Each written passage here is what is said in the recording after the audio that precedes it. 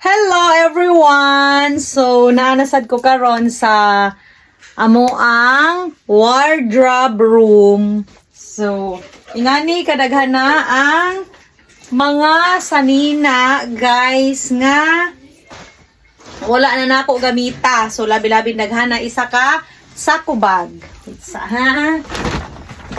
So, isa ka puno na ingani nga sanina ang ako ang dalon sa Alicia tomorrow kay muli mi adto and ako na siya gihatag sa akong mother dear at least makatabang sa iyahang gamay nga ukay-ukayan. So labing daghanag sanina guys nga wala na gyud nako gamita. At least mahinlo and maluag ra pud ni ako ang wardrobe room. Di ba?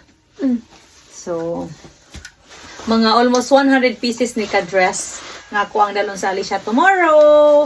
So, watch out sa mga taga-Alicia. Mo ni ibaligya ni Mother Dear adto. Basin mga tag-G's, tag-20 ra po ni siya adto. Makatabang na siyang gamay nga negosyo. Thank you for watching. Watch out lang sa sunod na sad nga mga vlog videos nga among buhaton.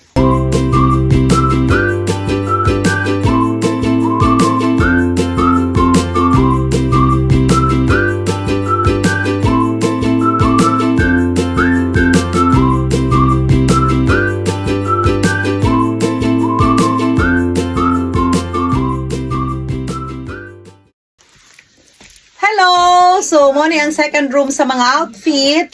So, another, isa ka sa kubag na sad. So, ingani na sad, kadak ako ang dalon sa Alicia tomorrow. So, puno yun siya guys, nga ako dalon mas Alicia. Parehatag na ako sa akong mother. Kay, sayang po mga outfit diri nga dili magamit. So, at least makatabang po siyang gamay nga negosyo nga ukay-ukayan. So, mo ni tanan mga sanina guys. So, daghan gid kaayo pa.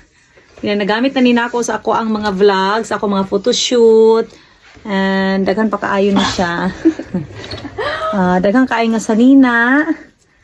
So maluag lang yun ako ang dressing room dire kung makuha na ni siya mga sanina. So daghan kaayo. So karon duha ka sa kubag nga dako dalo na mo sa Alicia tomorrow. Kay muli man mi adto para maghatod pod sa saninain magkuha sa ako ang mother dear. Thank you for watching. Sa mga gusto mo palit nga taga Alicia, ato lang mo sa Arakan ng taga Alicia Bohol sa tapad sa balay sa akong mother kay dito ang yahang ukay-ukayan. Thank you for watching. Upstairs. Bro, na mami.